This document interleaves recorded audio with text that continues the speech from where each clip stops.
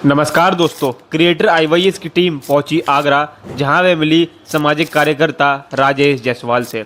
जानिए इस वीडियो में हमने उनसे किन विषयों पर वार्तालाप की। सभी दर्शकों को एक बार फिर मेरा नमस्कार। और मुस्कुराता भारत के इस खास शो में एक बहुत ही इंटरेस्टिंग आदमी जो मुझे नहीं जानता, मैं उनको नहीं जानता, इंटरव्यू के दौरान ही नाम पता पड़ा, लेकिन उनकी मुस्कुराहट बहुत कुछ कहती है। मैं मुस्कुराता भारत पर काम कर रहा हूँ। राजेश जायसवाल साहब, आपका मेरे इस शो में बहुत बहुत स्वागत है। धन्यवाद। इस शो पे बैठते ही आपके चेहरे पे मुस्कुराहट क्यों आई? आप क्या सोचते हो इस मुस्कुराहट के बारे में, और ये आई ही क्यों? ने भारत को सबसे ज़्यादा आज ज़रूरत है तो मुस्कुराहट की ज़रूरत है। आज भारत मुरझाया हुआ है, बेरोजगारी हमारे देश के अंदर इतना बड़ा भयावह रूप ले चुकी है कि युवा जो है या तो राजनीति में गमछा डाल करके घूम रहे हैं, अपना काम चला रहे हैं, जुआ खेल रहे हैं, सट्टा खेल रहे हैं। मतलब आज युवाओं पे कोई काम ही नहीं है।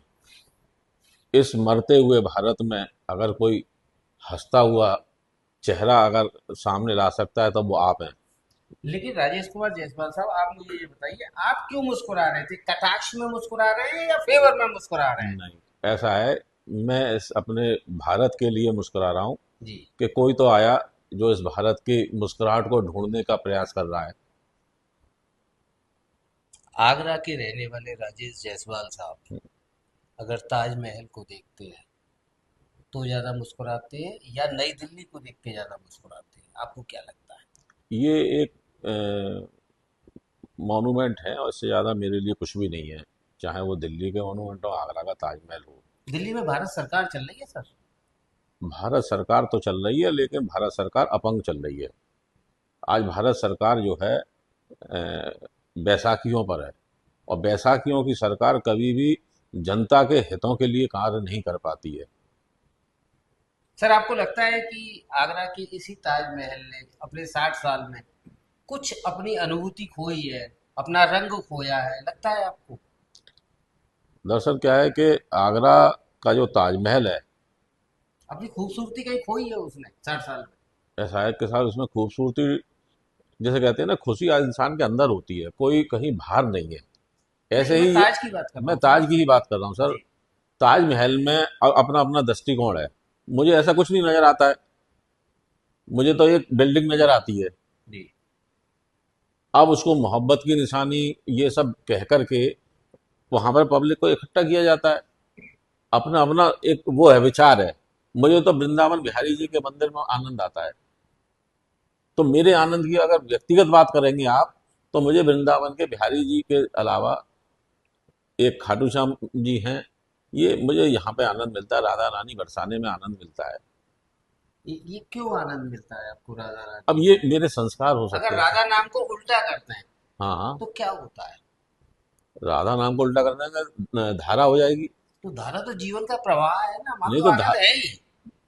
ऐसा है ना, धारा जीवन का आनंद है, लेकिन उस धारा को जो है ना, एक दिशा में बहना हम्म। और एक बदमस्त बहना, जैसे नदियां हैं, नदियों की धारा है, उसकी कोई दिशा नहीं है तय पहले से ही। जी। वो तो जहां उनको रास्ता मिलता है, मस्ती से कल कल करती हुई जी। गंगा सागर से मिलने चली जाती है। जी। तो इस देश की जो खूबसूरती है, राजनीति में अलग अलग व्यंग, लोगों की गमछा डाल के घूमना, लोगों के झंडा लेके आवाज देना, लोग धर्म के नाम पे राजनीति करना, मैं लोगों कहता रहा हूँ, की अपने परिवार के नाम पे राजनीति करना, आज ये तो एक खूबसूरत गमला है ना, इसका नहीं नहीं आनंद नहीं लो। नहीं नहीं, आज वो गमला टूट चुका है। आज वो गमले में क्या है कि आज जो है द्वेष की राजनीति है। आज जो है कहना चाहिए कि आपसे विद्वेष मान करके आपको फंसाया जाएगा, आपको लूटा जाएगा, आपको हर तरह से जो है प्रताड़ित किया जाएगा कि आप मेरी पार्टी में आए। आज आपको मतलब फ्री होकर के राजनीति करने का माहौल नहीं है। अंत में एक क्वेश्चन और। हाँ, आपको लगता है कि गंगा माँ कहीं ना कहीं प्रदूषित हुई है? नहीं, वो तो प्रदूषित हम और आप ही कर रहे हैं, कोई पार्टी थोड़ी कर रही है। तो मैं राजनीति को प्रदूषित कौन कर रहा है? राजनीति को प्रदूषित भी आप ये समझिए, जो सीट्स पे बैठे हुए हैं वो लोग कर रहे हैं। तो सीट्स पे तो पुराने लोग भी बैठे थे ना 60 साल से। तो वहां आज देश को 79वां 60 साल स्वतंत्रता से दिवस मना रहा है, साठ तो वो लोग भी तो बैठे हुए थे। 79वां नहीं मना रहा है साहब, हाँ। 11वां मना रहा है। 79वां बनाने वाले लोग अभी सत्ता में नहीं है काबिज। आज जो है 11वां स्वतंत्रता दिवस मनाने वाले लोग बैठे हुए हैं। धारा तो बह रही है सर। अरे आप फिर वही बात, धारा बह रही है, धारा तो बहेगी कहीं ना कहीं, लेकिन गलत दिशा में बह रही है। जयसवाल साहब, मेरा एक डायरेक्टर, आपको एक, हम लोग सीरीज पे काम कर रहे हैं सिलेक्ट। मैं अच्छा। चाहूंगा एक शब्द आप लिखें और उस शब्द पे 2 मिनट आपको बोलना है। अच्छा।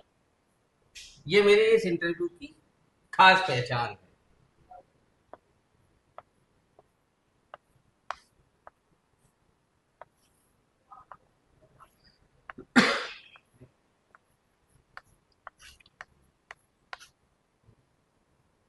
आरोप प्रत्यारोप।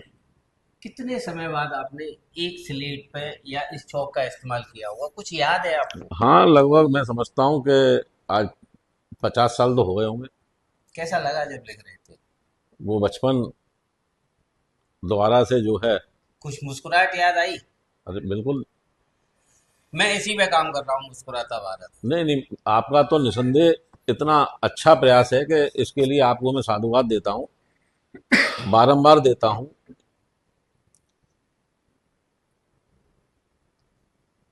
आपने लिखा आरोप प्रत्यारोप। यार, इस स्लेट पर जब आप लिख रहे थे तो आप बहुत प्रसन्न थे, बहुत मुस्कुरा रहे थे। मैंने 50 साल बाद लिखा है, हम्म, लेकिन शब्द लिखा आपने आरोप प्रत्यारोप। इस पर मुस्कुराती हुई भाषा में हम्म।